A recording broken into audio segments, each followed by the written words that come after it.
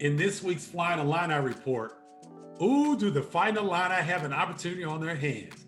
Number 2, Baylor Bears. This ought to be a fantastic early season test for the Illini.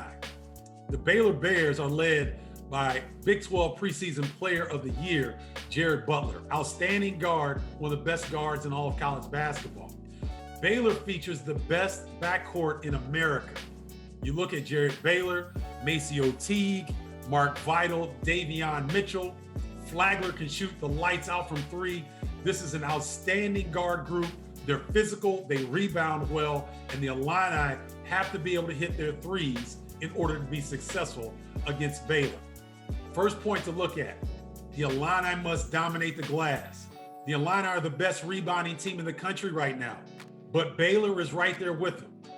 Number 2 in defensive rebound and number 7 in offensive rebound efficiency are the Baylor Bears. They're more undersized than the Illini, but they are very aggressive. And Mark Vital is a unique guard at 6'5", 250 that can play anywhere from the 2 to the 4 position. So the Illini have a unique challenge on their hands on the glass. But if they can dominate the glass, that will bode well for the upset. Point number 2, the Illini must shoot very well from the three-point line. Baylor is probably the best defensive team in the country.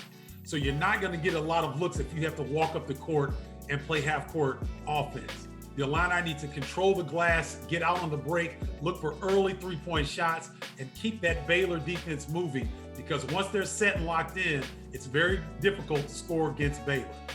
My last point, the Illini have to flip the matchup. What do I mean by that? Baylor plays 4 guards around really a power forward. That power forward, I won't even begin to try to pronounce his last name, but he's an active guy, more like a 4, but they've got him playing the 5 position. Kofi Cockburn and Georgie Bashanis-Vili have to dominate that matchup in order for it to favor the Illini. If Kofi or Georgie get in foul trouble, that will bode well for Baylor, and their ability to space the floor and attack with 4 guards can really hurt the Illini. 2 players that I'm looking for to have an important role tonight for the Illini to pull off the upset over number 2 Baylor. Jacob Grandison and DeMonte Williams.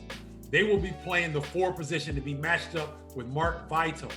At 6'5", 250 pounds, he's a unique matchup.